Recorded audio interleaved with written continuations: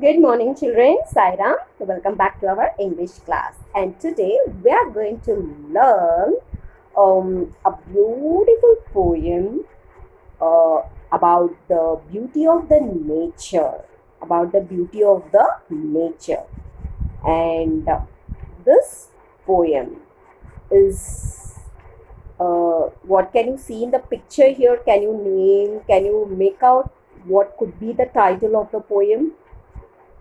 You can see the birds and you can see the beautiful nature and the water is flowing, right?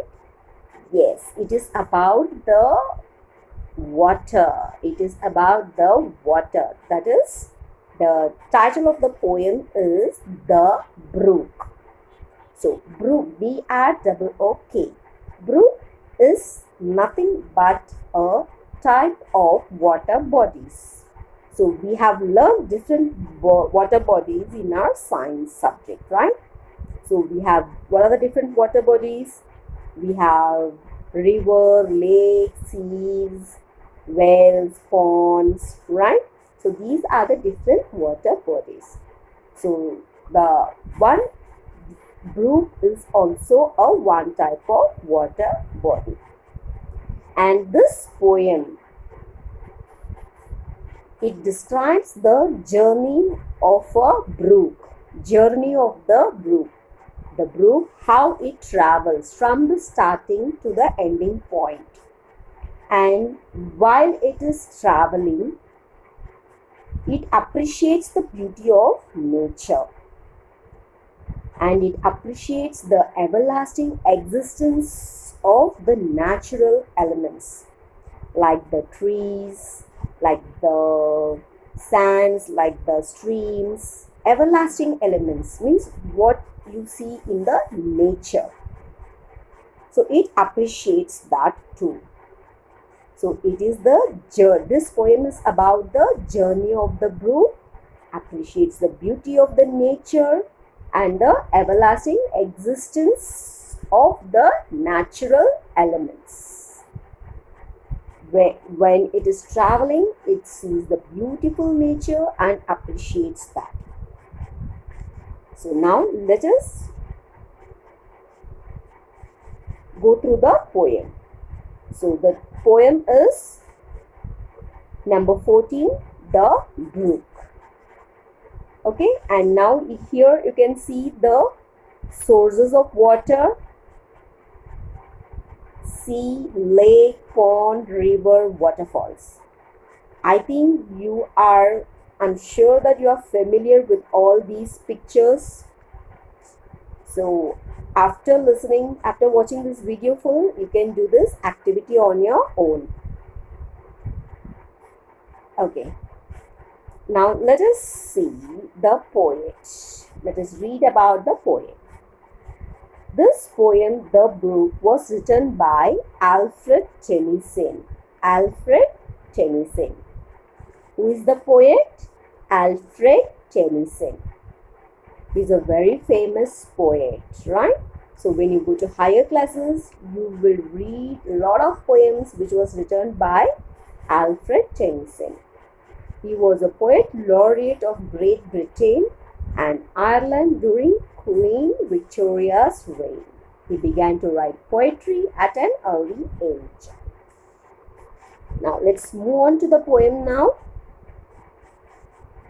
Okay, so as I said, this poem describes the journey of a stream from its place of origin, means from the starting place to the river that it joins, till the river that it joins.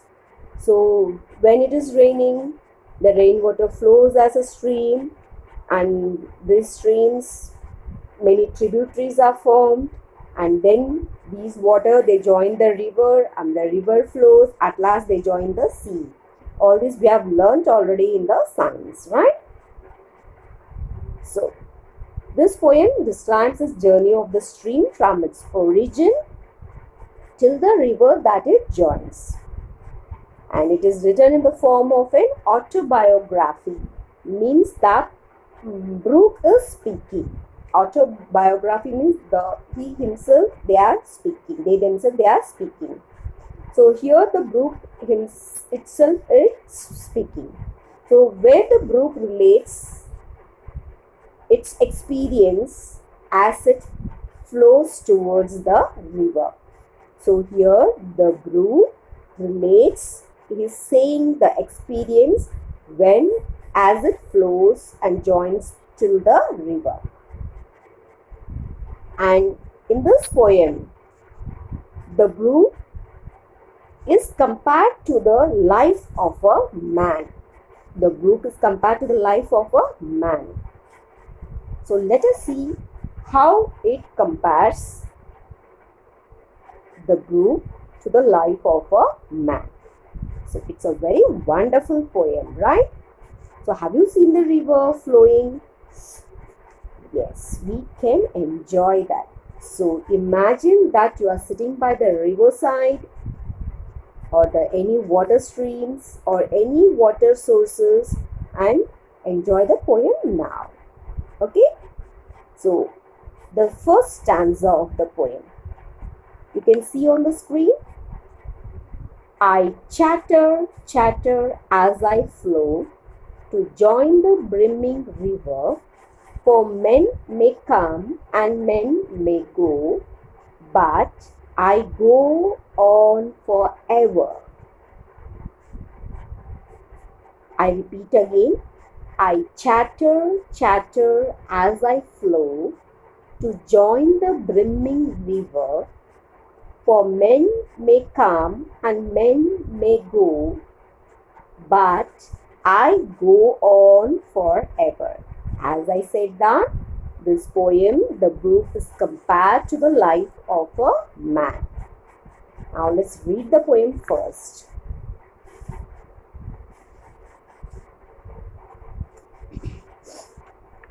The second stanza, I went about and in and out, with here a blossom sailing, and here and there a lusty trout, and here and there a grayling. I steal by lawns and grassy plots, I slide by hazel covers, I move the sweet forget-me-nots that grow for happy lovers. I slip, I slide, I gloom, I glance among my skinny swallows. I make the netted sunbeam dance against my sandy shallows. I murmur under moon and stars in brambly wildernesses. I linger by my shingly bars, I loiter round my cresses. And out again I curve and flow to join the brimming river, for men may come and men may go, but I go on forever. Now let's understand the poem. I chatter, chatter as I flow. So when the river is flowing, we hear some sound. That is called chatter, chatter, I flow. So the brook is saying, I chatter, chatter, I make sounds when I flow to join the brimming river. So to join the river, it flows. Brimming means fill or be full to the point of overflowing. The water is full. The river water is full. So this brook, when it is flowing, it makes the sound and trying to join the river, brimming river, where the water flows to the full. For men may come and men may go, but I go on forever. So many people are coming, many people are going. Many people, for men may come and men may go. What does it mean?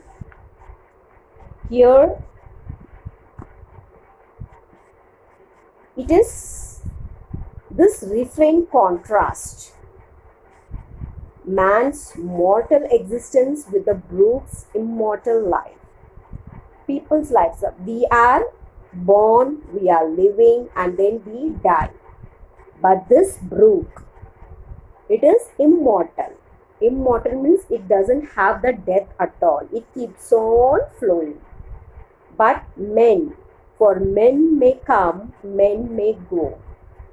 Man is the mortal existence. Man is the mortal existence. He is born and he is dead. He is born, he is living his life, he grows, and at last he is dead. But this brook is immortal.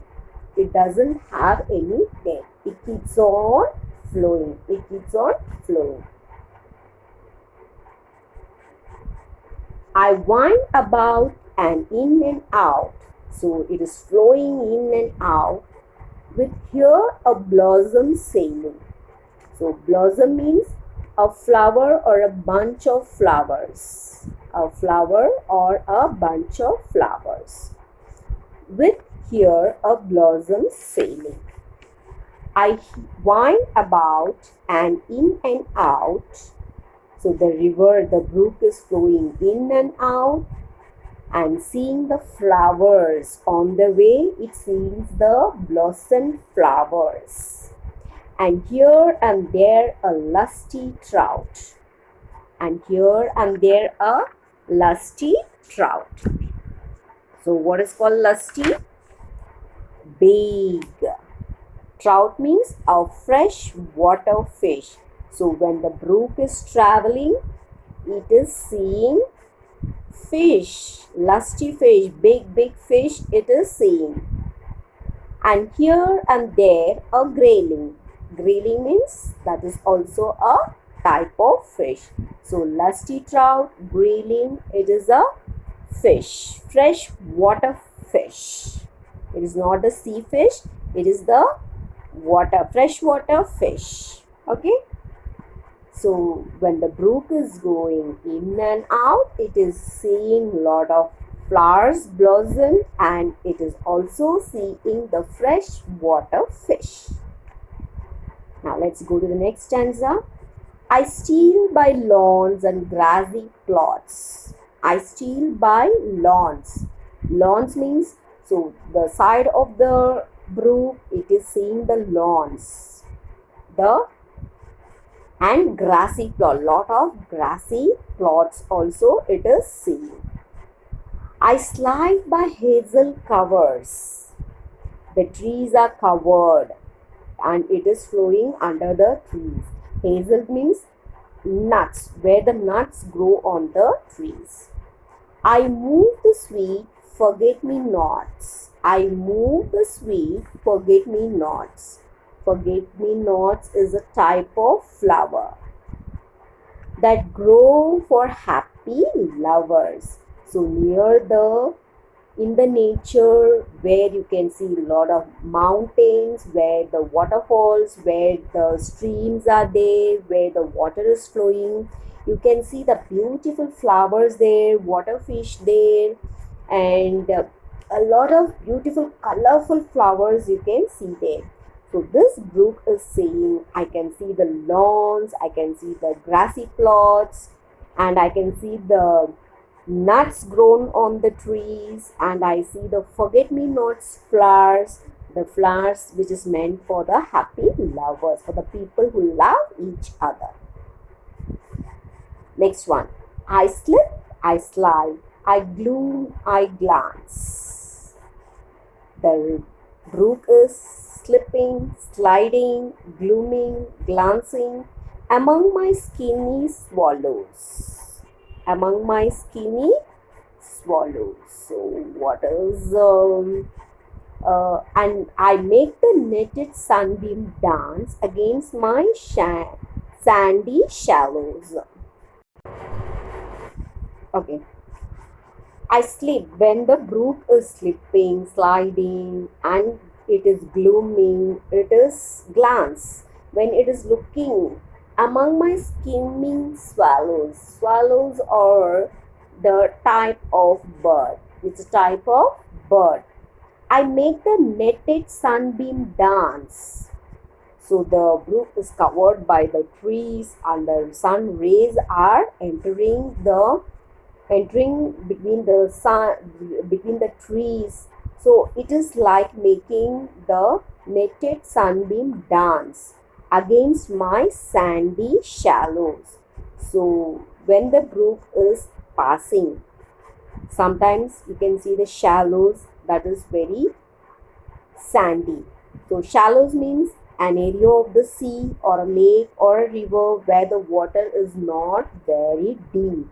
Where the water is not very deep. So if you go and stand there where the water is not very deep, you can see the tiny fishes there that comes and touch your feet. Okay. And the next one is I murmur under moon and stars. I murmur under moon and stars. So during the night time also it keeps flowing and it makes the sound. Murmur means sound. Murmur means sound. In brambly wildernesses, brambly, it's full of prickly vine and shrub. So when it touches the prickly shrubs, small plants which have thorns, that time also it murmurs. I linger by my shingly bars. I linger by my shingly bars, covered with small rounded pebbles. So, shingly bars means the water is covered by small pebbles, the stones, colorful, or you can see the pebbles which you put in the fish tank or during in the stream where the water is not deep. You can see the pebbles over there. I loiter round my cresses. Cresses means a type of plant. Cresses means a type of plant. And shingly bars means a small pebbles. Okay, so I murmur under moon and stars in brambly wilderness. Brambly brambly means it's a pricky plants which have thorns. So when the brook is passing, it is seeing the thornful plants and the shingly bars, that is small pebbles which is covered, and I loiter round my cresses, a type of plants. It touches those plants also. And out again I curve and flow to join the brimming river. So throughout its journey, the brook is passing, it is traveling. So along with its journey, so all over the journey, and out again I curve and flow. So it is taking a curve and again it is flowing. Why? To join the brimming river. Brimming means where there is full of water. For men may come and men may go, but I go on forever. So people are born and people are dead, but this brook never never dies. So this is a beautiful poem, children. So this poem describes about the journey of a stream from where it origins till it joins the river, and this represents the life of a man. So man, also the brook after it joins the river, it becomes very calm. It becomes very calm and slowly it travels. Again, its journey is started. So same way man's life also, when he is growing, he faces lot of problems. He is sometimes happy, he is sometimes sad. The same way the brook is also happy when it sees the colorful flowers, fish, freshwater fish, then flowers, then birds.